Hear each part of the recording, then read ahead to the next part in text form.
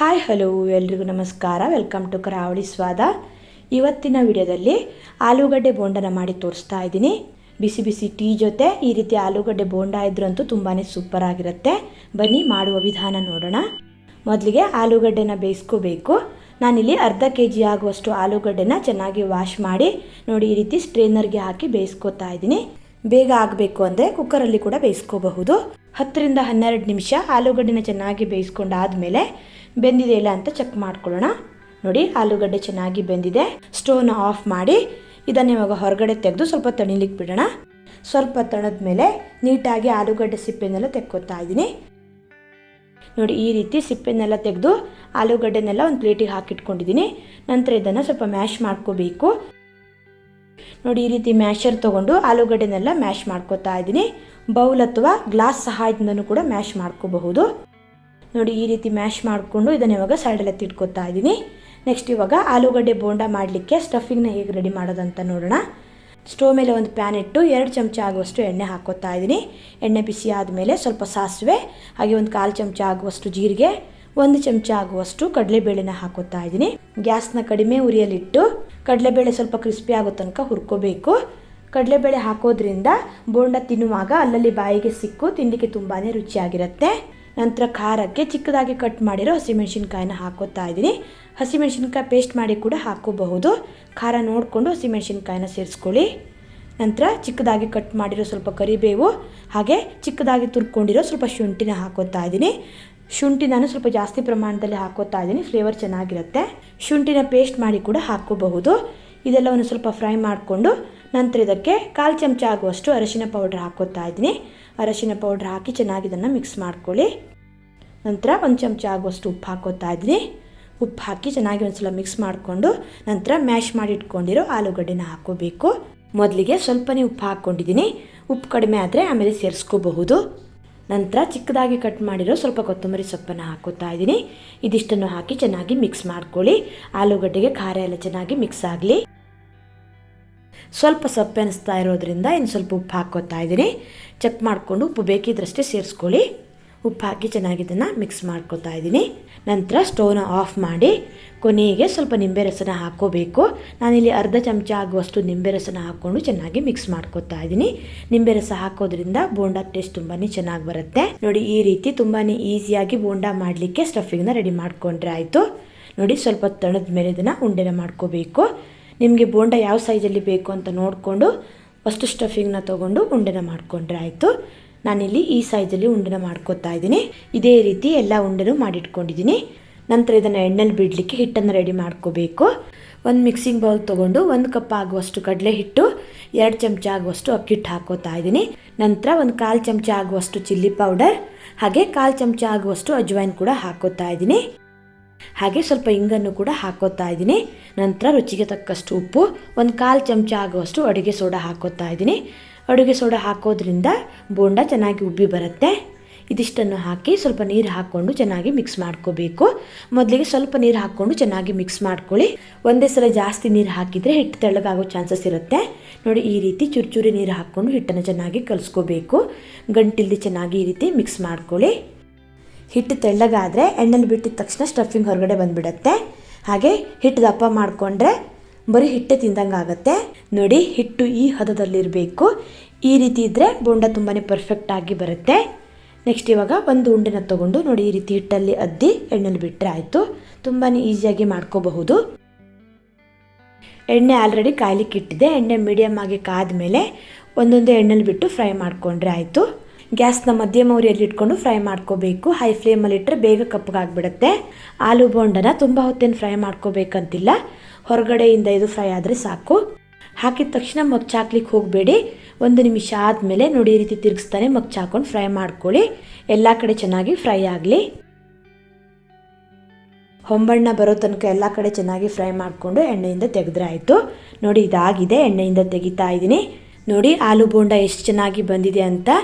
ಈ ರೀತಿ ತುಂಬಾ ಈಸಿಯಾಗಿ ಆಲೂ ಬೋಂಡನ ಮಾಡ್ಕೋಬಹುದು. ಟೇಸ್ಟ್ ಅಂತೂ ಸೂಪರ್ ಆಗಿರುತ್ತೆ. ಸಂಜೆ ಬಿಸಿ ಬಿಸಿ ಟೀ ಜೊತೆ ಈ ರೀತಿ ಆಲೂ ಬೋಂಡ ಇದ್ದರೆ ಸಖತ್ತಾಗಿರುತ್ತೆ. ಆಲೂ ಬೋಂಡ ಹೇಗೆ ಮಾಡೋದು ಅಂತ ನೋಡಿದ್ರಲ್ವ. ನಂತರ ಹೊರಗಡೆ ಸ್ಟ್ರೀಟ್ ಸ್ಟೈಲಲ್ಲಿ ಸಿಗೋ ಥರನೇ ತುಂಬಾ ಈಸಿಯಾಗಿ ಆಲೂಗಡ್ಡೆ ಸಮೋಸನ ಹೇಗೆ ಮಾಡೋದು ಅಂತ ತೋರಿಸ್ಕೊಡ್ತಾ ಇದ್ದೀನಿ. ಬನ್ನಿ ಮಾಡುವ ವಿಧಾನ ನೋಡೋಣ.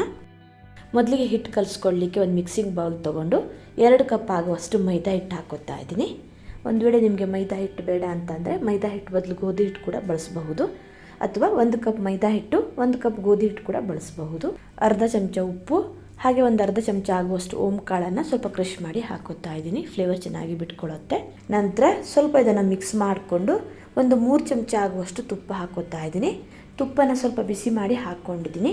ತುಪ್ಪ ಇಲ್ಲ ಅಂತ ಅಂದರೆ ತುಪ್ಪದ ಬದಲು ಡಾಲ್ಡಾನು ಕೂಡ ಹಾಕೋಬಹುದು, ಚೆನ್ನಾಗಾಗತ್ತೆ. ತುಪ್ಪ ಡಾಲ್ಡ ಏನೂ ಇಲ್ಲ ಅಂತ ಅಂದರೆ ಸ್ವಲ್ಪ ಎಣ್ಣೆ ಕೂಡ ಹಾಕೋಬಹುದು. ನಂತರ ಇದೆಲ್ಲವನ್ನು ಚೆನ್ನಾಗಿ ಮಿಕ್ಸ್ ಮಾಡ್ಕೊಳ್ಳಿ. ತುಪ್ಪ ಹಿಟ್ಟಲ್ಲಿ ಚೆನ್ನಾಗಿ ಬೆರಿಬೇಕು. ನೋಡಿ, ಈ ರೀತಿ ಸ್ವಲ್ಪ ಮಿಕ್ಸ್ ಮಾಡಿದ ಮೇಲೆ ನಂತರ ಸ್ವಲ್ಪ ನೀರು ಹಾಕ್ಕೊಂಡು ಹಿಟ್ಟನ್ನು ಚೆನ್ನಾಗಿ ಕಲಿಸ್ಕೋಬೇಕು. ಒಂದೇ ಸಲ ಜಾಸ್ತಿ ನೀರು ಹಾಕ್ಕೊಳ್ಳಿಕ್ಕೆ ಹೋಗಬೇಡಿ, ಸ್ವಲ್ಪನೇ ಹಾಕ್ಕೊಳ್ಳಿ. ಹಿಟ್ಟು ತೆಳ್ಳಗಾಗಬಾರ್ದು. ಚಪಾತಿ ಹಿಟ್ಟಿನ ಹದಕ್ಕಿಂತ ಸ್ವಲ್ಪ ಗಟ್ಟಿಯಾಗಿ ಹಿಟ್ಟನ್ನು ಕಲಿಸ್ಕೋಬೇಕು. ನೋಡಿ, ಈ ರೀತಿ ಈ ಹದದಲ್ಲಿ ಹಿಟ್ಟನ್ನು ಕಲಿಸ್ಕೊಂಡು ನಂತರ ಇದನ್ನು ಒಂದು 3 ರಿಂದ 4 ನಿಮಿಷ ಹಿಟ್ಟು ಸಾಫ್ಟ್ ಆಗೋ ತನಕ ಚೆನ್ನಾಗಿ ನಾದ್ಕೋಬೇಕು.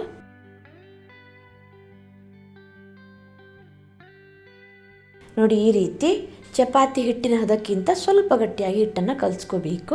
ಇದನ್ನು ಒಂದು ಬಟ್ಟೆಲಿ ಮುಚ್ಚಿ ಹಾಗೆ ಪಕ್ಕದಲ್ಲೇ ತಿಟ್ಕೊತಾ ಇದ್ದೀನಿ. ಅಷ್ಟು ತನಕ ಇವಾಗ ಸ್ಟಫಿಂಗ್ನ ಹೇಗೆ ಮಾಡೋದು ಅಂತ ನೋಡೋಣ. ನಾನಿಲ್ಲಿ 3 ಆಲೂಗಡ್ಡೆನ ಚೆನ್ನಾಗಿ ಬೇಯಿಸಿ ಸಿಪ್ಪೆ ತೆಗೆದು ಒಂದು ಮಿಕ್ಸಿಂಗ್ ಬೌಲ್ಗೆ ಹಾಕಿಟ್ಕೊಂಡಿದ್ದೀನಿ. ನಂತರ ಆಲೂಗಡ್ಡೆನ ಸ್ವಲ್ಪ ಮ್ಯಾಶ್ ಮಾಡ್ಕೋಬೇಕು. ಈ ರೀತಿಯಾದ ಒಂದು ಮ್ಯಾಶರ್ ಅಥವಾ ಗ್ಲಾಸ್ ಅಥವಾ ಯಾವುದಾದ್ರೂ ಒಂದು ಬೌಲ್ನ ಸಹಾಯದಿಂದ ಆಲೂಗಡ್ಡೆನ ಸ್ವಲ್ಪ ಮ್ಯಾಶ್ ಮಾಡ್ಕೋಬೇಕು. ತುಂಬ ನುಣ್ಣಗಾಗೋ ತನಕ ಮ್ಯಾಶ್ ಮಾಡ್ಕೊಳ್ಳಿಕ್ಕೆ ಹೋಗಬೇಡಿ. ನಂತರ ಸ್ಟವ್ ಮೇಲೆ ಒಂದು ಪ್ಯಾನ್ ಇಟ್ಟು ಒಂದು 2 ಚಮಚ ಆಗುವಷ್ಟು ಎಣ್ಣೆ ಹಾಕೋತಾ ಇದ್ದೀನಿ. ಎಣ್ಣೆ ಬಿಸಿ ಆದಮೇಲೆ ಒಂದು 1/4 ಚಮಚ ಆಗುವಷ್ಟು ಜೀರಿಗೆ ಹಾಗೆ ಒಂದು ಅರ್ಧ ಚಮಚ ಆಗುವಷ್ಟು ಧನಿಯಾ ಬೀಜನ ಸ್ವಲ್ಪ ಕುಟ್ಟಿ ಹಾಕ್ಕೊಂಡಿದ್ದೀನಿ. ನಂತರ ಖಾರಕ್ಕೆ ಒಂದು ಹಸಿಮೆಣಸಿನ್ಕಾಯಿನ ಚಿಕ್ಕದಾಗಿ ಕಟ್ ಮಾಡಿ ಸೇರಿಸ್ಕೊಂಡಿದ್ದೀನಿ. ಖಾರ ಜಾಸ್ತಿ ಬೇಕಾದರೆ ಹಸಿಮೆಣಸಿನ್ಕಾಯಿ ಕ್ವಾಂಟಿಟಿನ ಜಾಸ್ತಿ ಹಾಕೋಬಹುದು. ನಂತರ ಒಂದು ಅರ್ಧ ಇಂಚ್ ಆಗುವಷ್ಟು ಶುಂಠಿನ ಚಿಕ್ಕದಾಗಿ ಕಟ್ ಮಾಡಿ ಹಾಕ್ಕೊಂಡಿದ್ದೀನಿ. ಹಾಗೆ ಇಂಗಿನ ಪುಡಿ ಇದ್ದರೆ ಒಂದು ಚಿಟಿಕೆಯಷ್ಟು ಹಾಕೊಳ್ಳಿ, ಚೆನ್ನಾಗಿರುತ್ತೆ. ನಂತರ ಒಂದು 1/4 ಕಪ್ ಆಗುವಷ್ಟು ಹಸಿ ಬಟಾಣಿ ಹಾಕೋತಾ ಇದ್ದೀನಿ, ಚೆನ್ನಾಗಿರುತ್ತೆ. ಹಸಿ ಬಟಾಣಿ ಇಲ್ಲ ಅಂತ ಅಂದರೆ ಒಣ ಬಟಾಣಿನ ನೆನೆಸಿ ಬೇಯಿಸಿ ಕೂಡ ಹಾಕೋಬಹುದು. ನಂತರ ಇದನ್ನು ಫ್ರೈ ಮಾಡ್ಕೊಳ್ಳಿ. ಬಟಾಣಿ ಸ್ವಲ್ಪ ಬೇಯಬೇಕು. ಬಟಾಣಿನ ಸ್ವಲ್ಪ ಫ್ರೈ ಮಾಡ್ಕೊಂಡಾದ್ಮೇಲೆ ನಂತರ ಒಂದು 1/4 ಚಮಚ ಆಗುವಷ್ಟು ಅರಿಶಿಣದ ಪುಡಿ, ಖಾರಕ್ಕೆ ಒಂದು ಅರ್ಧ ಚಮಚ ಆಗುವಷ್ಟು ಚಿಲ್ಲಿ ಪೌಡರ್ ಹಾಕೋತಾ ಇದ್ದೀನಿ. ಹಸಿಮೆಣಸಿನ್ಕಾಯಿ ಕೂಡ ಹಾಕಿರೋದ್ರಿಂದ ಖಾರ ನೋಡ್ಕೊಂಡು ಸೇರಿಸ್ಕೊಳ್ಳಿ. ಹಾಗೆ ರುಚಿಗೆ ತಕ್ಕಷ್ಟು ಉಪ್ಪು ಹಾಕಿ ಚೆನ್ನಾಗಿ ಒಂದ್ಸಲ ಮಿಕ್ಸ್ ಮಾಡಿಕೊಂಡು ಮ್ಯಾಶ್ ಮಾಡಿ ಇಟ್ಕೊಂಡಿರೋ ಆಲೂಗಡ್ಡೆನ ಸೇರಿಸಿದ್ರಾಯಿತು. ನಾನು ತೊಗೊಂಡಿರೋ ಕ್ವಾಂಟಿಟಿಯಲ್ಲಿ ನನಗಿಲ್ಲಿ 10 ಸಮೋಸ ಆಗುತ್ತೆ. ನೀವು ಜಾಸ್ತಿ ಕ್ವಾಂಟಿಟಿಯಲ್ಲಿ ಮಾಡೋದಾದರೆ ಆಲೂಗಡ್ಡೆನ ಸ್ವಲ್ಪ ಜಾಸ್ತಿ ಹಾಕೋಬೇಕು. ಹಾಗೆ ಉಳಿದ ಪದಾರ್ಥನೂ ಕೂಡ ಜಾಸ್ತಿ ಹಾಕೋಬೇಕಾಗತ್ತೆ. ಹಾಗೆ ನಾನಿಲ್ಲಿ ಸ್ವಲ್ಪ ಪುದೀನ ಸೊಪ್ಪನ್ನು ಹಾಕೋತಾ ಇದ್ದೀನಿ. ಇದ್ರೆ ಹಾಕೊಳ್ಳಿ, ಚೆನ್ನಾಗಿರುತ್ತೆ. ಇಲ್ಲ ಅಂತಂದರೆ ಸ್ಕಿಪ್ ಮಾಡ್ಕೋಬಹುದು. ನಂತರ ಇದೆಲ್ಲವನ್ನು ಸರಿಯಾಗಿ ಮಿಕ್ಸ್ ಮಾಡ್ಕೊಳ್ಳಿ. ಆಲೂಗಡ್ಡೆಗೆ ಮಸಾಲೆ ಎಲ್ಲ ಚೆನ್ನಾಗಿ ಮಿಕ್ಸ್ ಆಗಬೇಕು. ನೋಡಿ, ಈ ರೀತಿ ಮಿಕ್ಸ್ ಮಾಡಿಕೊಂಡು ಕೊನೆಗೆ ನಾನಿಲ್ಲಿ ಒಂದು ಅರ್ಧ ಚಮಚ ಆಗುವಷ್ಟು ಚಾಟ್ ಮಸಾಲ ಹಾಗೆ ಒಂದು ಅರ್ಧ ಚಮಚ ಆಗುವಷ್ಟು ಆಮ್ಚೂರ್ ಪೌಡರ್ ಜೊತೆಗೆ ಒಂದು ಅರ್ಧ ಚಮಚ ಆಗುವಷ್ಟು ಗರಂ ಮಸಾಲ ಪೌಡರ್ನ ಹಾಕೋತಾ ಇದ್ದೀನಿ. ಹಾಗೆ ಚಿಕ್ಕದಾಗಿ ಕಟ್ ಮಾಡಿರೋ ಸ್ವಲ್ಪ ಕೊತ್ತಂಬರಿ ಸೊಪ್ಪನ್ನು ಕೂಡ ಸೇರಿಸ್ಕೊತಾ ಇದ್ದೀನಿ. ಒಂದು ವೇಳೆ ಆಮ್ಚೂರ್ ಪೌಡರ್ ಇಲ್ಲ ಅಂತಂದರೆ ಸ್ವಲ್ಪ ನಿಂಬೆ ರಸ ಕೂಡ ಹಾಕೋಬಹುದು. ಇದೆಲ್ಲವನ್ನು ಹಾಕಿ ಚೆನ್ನಾಗಿ ಮಿಕ್ಸ್ ಮಾಡಿಕೊಂಡು ಸ್ಟವ್ನ ಆಫ್ ಮಾಡಿಕೊಂಡ್ರೆ ಸಮೋಸ ಮಾಡಲಿಕ್ಕೆ ಆಲೂ ಸ್ಟಫಿಂಗ್ ರೆಡಿ ಆಯಿತು. ಈ ರೀತಿ ತುಂಬಾ ಸುಲಭದಲ್ಲಿ ನಾವು ಆಲೂ ಸ್ಟಫಿಂಗ್ನ ಮಾಡ್ಕೋಬಹುದು. ಇದನ್ನು ಒಂದು ಬೌಲಿಗೆ ಟ್ರಾನ್ಸ್ಫರ್ ಮಾಡಿ ಹಾಗೆ ಸೈಡಲ್ಲಿ ಇಟ್ಕೋತಾ ಇದ್ದೀನಿ. ನೆಕ್ಸ್ಟ್ ಇವಾಗ ಸಮೋಸ ಹೇಗೆ ಮಾಡೋದಂತ ನೋಡೋಣ. ಆಲ್ರೆಡಿ ಹಿಟ್ಟನ್ನು ಕಲಸಿಟ್ಟಿದ್ವಲ್ಲ, ಮತ್ತೆ ಒಂದ್ಸಲ ಇದನ್ನು ಚೆನ್ನಾಗಿ ನಾದ್ಕೋತಾ ಇದ್ದೀನಿ. ಸ್ವಲ್ಪ ಹಿಟ್ಟು ತೊಗೊಂಡು ಉಂಡೆನ ಮಾಡಿ ನಾದಲಿಕ್ಕೆ ಸ್ವಲ್ಪ ಒಣ ಹಿಟ್ಟು ಹಾಕ್ಕೊಂಡ್ರೆ ಆಯಿತು. ಚಪಾತಿ ಮಾಡಲಿಕ್ಕೆ ನಾವು ಎಷ್ಟು ಹಿಟ್ಟು ತೊಗೋತೀವಲ್ಲ ಅಷ್ಟೇ ತೊಗೊಂಡ್ರೆ ಸಾಕಾಗತ್ತೆ. ಚಪಾತಿ ಎಲ್ಲ ಹೇಗೆ ಲಟ್ಸ್ಕೋತೀವಲ್ಲ ಅದೇ ರೀತಿ ಲಟ್ಸ್ಕೊಂಡ್ರೆ ಆಯಿತು. ಚಪಾತಿನ ರೌಂಡಾಗಿ ಲಟ್ಸ್ಕೋತೀವಿ. ಆದರೆ ನಾವಿಲ್ಲಿ ಸಮೋಸ ಮಾಡಲಿಕ್ಕೆ ಸ್ವಲ್ಪ ಉದ್ದಕ್ಕೆ ಅಂದರೆ ಓವಲ್ ಶೇಪಲ್ಲಿ ಲಟ್ಸ್ಕೋಬೇಕಾಗತ್ತೆ. ನೋಡಿ, ಈ ರೀತಿ ಉದ್ದಕ್ಕೆ ಸ್ವಲ್ಪ ದಪ್ಪ ಮಾಡಿ ಲಟ್ಸ್ಕೋಬೇಕಾಗತ್ತೆ. ತುಂಬ ತೆಳ್ಳಗೆ ಮಾಡಿ ಲಟ್ಸ್ಕೊಂಡ್ರೆ ಕೆಲವೊಂದು ಸಲ ಹೂರಣ ಹೊರಗಡೆ ಬರೋ ಚಾನ್ಸಸ್ ಇರುತ್ತೆ. ನಂತರ ಚಾಕುವಿನ ಸಹಾಯದಿಂದ ಸರಿಯಾಗಿ ಇದನ್ನು 2 ಭಾಗ ಮಾಡಿ ಕಟ್ ಮಾಡ್ಕೊತಾ ಇದ್ದೀನಿ. ನಮಗಿಲ್ಲಿ ಇವಾಗ 2 ಸಮೋಸ ಆಗುತ್ತೆ. ಒಂದು ಭಾಗನ ತೊಗೊಂಡು ಕಟ್ ಮಾಡಿರೋ ಸೈಡಲ್ಲಿ ಸ್ವಲ್ಪ ನೀರನ್ನು ಹಚ್ಕೊಂಡು ಇದನ್ನು ಇವಾಗ ಕ್ಲೋಸ್ ಮಾಡ್ಕೋಬೇಕು. ಸರಿಯಾಗಿ ಇದನ್ನು ಕ್ಲೋಸ್ ಮಾಡ್ಕೊಳ್ಳಿ. ಇಲ್ಲ ಅಂತಂದರೆ ಎಣ್ಣೆಲಿ ಫ್ರೈ ಮಾಡುವಾಗ ಸ್ಟಫಿಂಗ್ ಹೊರಗಡೆ ಬರೋ ಚಾನ್ಸಸ್ ಇರುತ್ತೆ. ನೋಡಿ, ಈ ರೀತಿ ನೀಟಾಗಿದು ಅಂಟ್ಕೋಬೇಕು. ಹೀಗೆ ರೆಡಿ ಮಾಡಿಕೊಂಡು ನಂತರ ಇದಕ್ಕೆ ನಾವು ಮಾಡಿ ಇಟ್ಕೊಂಡಿರೋ ಸ್ಟಫಿಂಗ್ನ ಹಾಕಿದರೆ ಆಯಿತು. ಒಂದು 2 ರಿಂದ 3 ಚಮಚ ಆಗುವಷ್ಟು ಸ್ಟಫಿಂಗ್ನ ಹಾಕ್ಕೊಂಡ್ರೆ ಸಾಕಾಗತ್ತೆ. ಕೈಯಿಂದ ಅಥವಾ ಚಮಚದ ಸಹಾಯದಿಂದ ಸ್ವಲ್ಪ ಈ ರೀತಿ ಪ್ರೆಸ್ ಮಾಡ್ಕೊಳ್ಳಿ. ಎಲ್ಲ ಕಡೆ ಇದು ಸರಿಯಾಗಿ ತುಂಬ್ಕೋಬೇಕು. ಜಾಸ್ತಿ ಸ್ಟಫಿಂಗ್ನ ಹಾಕೊಳ್ಳಿಕ್ಕೆ ಹೋಗ್ಬಿಡಿ, ಸ್ವಲ್ಪ ಕಡಿಮೆ ಹಾಕೋಬೇಕಾಗತ್ತೆ. ನೋಡಿ ಈ ರೀತಿ ಇಷ್ಟು ಹಾಕ್ಕೊಂಡ್ರೆ ಸಾಕು. ನಂತರ ಇನ್ನೊಂದು ತುದಿಯಲ್ಲಿ ನೋಡಿ ಈ ರೀತಿ ಸ್ವಲ್ಪ ನೀರು ಹಚ್ಕೊಂಡು ವಿಡಿಯೋದಲ್ಲಿ ತೋರಿಸಿದ ಹಾಗೆ ಬೆರಳಿನ ಸಹಾಯದಿಂದ ಸ್ವಲ್ಪ ಇದನ್ನು ಈ ರೀತಿ ಮಡ್ಚ್ಕೊಂಡು ನಂತರ ಇದನ್ನು ಕ್ಲೋಸ್ ಮಾಡಿದರೆ ಆಯಿತು. 1-2 ಸಮೋಸ ಮಾಡಲಿಕ್ಕೆ ಕಷ್ಟ ಆಗಬಹುದು. ಮಾಡ್ತಾ ಮಾಡ್ತಾ ಹೋದ ಹಾಗೆ ನಿಮಗೆ ಗೊತ್ತಾಗುತ್ತೆ. ನೀಟಾಗಿ ಈ ರೀತಿ ಕ್ಲೋಸ್ ಮಾಡ್ಕೋಬೇಕು. ಸ್ಟಫಿಂಗ್ ಎಲ್ಲೂ ಹೊರಗಡೆ ಬರಬಾರ್ದು. ಸರಿಯಾಗಿ ಅಂಟ್ಕೋತಾ ಇಲ್ಲ ಅಂದರೆ ಸ್ವಲ್ಪ ನೀರು ಹಚ್ಕೊಂಡು ನೀಟಾಗಿ ಕ್ಲೋಸ್ ಮಾಡ್ಕೊಳ್ಳಿ. ನೋಡಿ ಇದು ರೆಡಿ ಆಯಿತು. ಎಷ್ಟು ಈಸಿಯಾಗಿ ಮಾಡ್ಕೋಬಹುದು ನೋಡಿ. ಕೇವಲ 3 ಆಲೂಗಡ್ಡೆ ಇದ್ದರೆ ಮನೆಯವರೆಲ್ಲರೂ ತಿನ್ನುವಷ್ಟು ಸಮೋಸನ ರೆಡಿ ಮಾಡ್ಕೋಬಹುದು. ಯಾವಾಗಲೂ ಹೊರಗಡೆ ಹೋಗಿ ತಿನ್ನೋ ಬದಲು ಈ ರೀತಿ ತುಂಬಾ ಸುಲಭದಲ್ಲಿ ಮನೆಯಲ್ಲೇ ಮಾಡ್ಕೋಬಹುದು. ಇದೇ ರೀತಿ ಇನ್ನೊಂದು ಸಮೋಸನ ಮಾಡಿ ತೋರಿಸ್ತಾ ಇದ್ದೀನಿ. ಒಂದು ಸೈಡ್ ತ್ರಿಕೋನಾಕಾರದಲ್ಲಿ ಕ್ಲೋಸ್ ಮಾಡಿಕೊಂಡು ನಂತರ ಸ್ಟಫಿಂಗ್ನ ಹಾಕಿ ನೋಡಿ ಈ ರೀತಿ ಸ್ವಲ್ಪ ನೀರು ಹಾಕಿ ಇನ್ನೊಂದು ಸೈಡನ್ನು ಕ್ಲೋಸ್ ಮಾಡ್ಕೋಬೇಕು. ನೋಡಿ 2 ಬೆರಳ ಸಹಾಯದಿಂದ ಸ್ವಲ್ಪ ಈ ರೀತಿ ಫೋಲ್ಡ್ ಮಾಡಿಕೊಂಡು ನಂತರ ಇನ್ನೊಂದು ಸೈಡ್ಗೆ ಇದನ್ನು ಅಂಟಿಸ್ಕೊಂಡ್ರೆ ಸಮೋಸ ರೆಡಿ ಆಗುತ್ತೆ. ತುಂಬಾ ಸುಲಭ. ಸರಿಯಾಗಿ ಈ ರೀತಿ ಕ್ಲೋಸ್ ಮಾಡ್ಕೋಬೇಕು. ಸ್ಟಫಿಂಗ್ ಎಲ್ಲೂ ಹೊರಗಡೆ ಬರಬಾರ್ದು.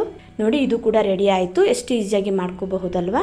ಇದೇ ರೀತಿ ಎಲ್ಲ ಸಮೋಸ ಮಾಡ್ಕೊಂಡ್ರೆ ಆಯಿತು. ನಾನು ತೊಗೊಂಡಿರೋ ಕ್ವಾಂಟಿಟಿಯಲ್ಲಿ ನನಗಿಲ್ಲಿ 10 ಸಮೋಸ ಆಗಿದೆ. ಮುಂಚೆನೇ ಈ ರೀತಿ ಎಲ್ಲವನ್ನು ರೆಡಿ ಮಾಡಿಟ್ಕೊಂಡ್ರೆ ಎಣ್ಣೆಲಿ ಫ್ರೈ ಮಾಡುವಾಗ ಈಸಿ ಆಗುತ್ತೆ. ಎಣ್ಣೆನ ಮೀಡಿಯಮ್ ಆಗಿ ಕಾಯಿಸ್ಕೊಂಡು ಒಂದೊಂದಾಗಿ ಎಣ್ಣೆಲಿ ಬಿಟ್ಟು ಫ್ರೈ ಮಾಡಿಕೊಂಡ್ರೆ ಆಯಿತು. ಗ್ಯಾಸ್ನ ಕಡಿಮೆ ಉರಿಯಲ್ಲಿ ಇಟ್ಕೊಂಡು ಫ್ರೈ ಮಾಡ್ಕೋಬೇಕು. ಹೈ ಫ್ಲೇಮಲ್ಲಿ ಇಟ್ಟರೆ ಒಳಗಡೆ ಎಲ್ಲ ಸರಿಯಾಗಿ ಬೇಯಲ್ಲ. ಹಾಕಿದ ತಕ್ಷಣ ಮುಚ್ಚಲಿಕ್ಕೆ ಹೋಗಬೇಡಿ. ಸ್ವಲ್ಪ ಹೊತ್ತಾದಮೇಲೆ ಈ ರೀತಿ ತಿರುಗಿಸ್ತಾನೆ ಚೆನ್ನಾಗಿ ಫ್ರೈ ಮಾಡ್ಕೊಳ್ಳಿ. ಎಲ್ಲ ಕಡೆ ಚೆನ್ನಾಗಿದ್ದು ಫ್ರೈ ಆಗಲಿ. ಬಬಲ್ಸ್ ಎಲ್ಲ ಸ್ವಲ್ಪ ಕಡಿಮೆ ಆಗೋ ತನಕ ಈ ರೀತಿ ಮಗ್ಚಾಕ್ತಾನೆ ಫ್ರೈ ಮಾಡ್ಕೊಳ್ಳಿ. ಕ್ರಿಸ್ಪಿಯಾಗಿ ಹೊಂಬಣ್ಣ ಬರೋ ತನಕ ಚೆನ್ನಾಗಿ ಇದನ್ನು ಫ್ರೈ ಮಾಡಿಕೊಂಡು ಎಣ್ಣೆಯಿಂದ ತೆಗೆದ್ರಾಯಿತು. ನೋಡಿ ಇದಾಗಿದೆ. ಎಣ್ಣೆಯಿಂದ ತೆಗಿತಾ ಇದ್ದೀನಿ. ಇದೇ ರೀತಿ ಎಲ್ಲ ಸಮೋಸನ ಫ್ರೈ ಮಾಡಿಕೊಂಡ್ರೆ ಆಯಿತು. ನೋಡಿ ರುಚಿಯಾದ ಆಲೂಗಡ್ಡೆ ಸಮೋಸ ರೆಡಿ ಆಗಿದೆ. ಇವತ್ತಿನ ವಿಡಿಯೋ ಇಷ್ಟ ಆದರೆ ಲೈಕ್, ಶೇರ್, ಕಮೆಂಟ್ ಮಾಡೋದನ್ನು ಮರಿಬೇಡಿ. ಮತ್ತೆ ಸಿಗ್ತೀನಿ ಹೊಸ ವಿಡಿಯೋ ಒಂದಿಗೆ. ಧನ್ಯವಾದಗಳು.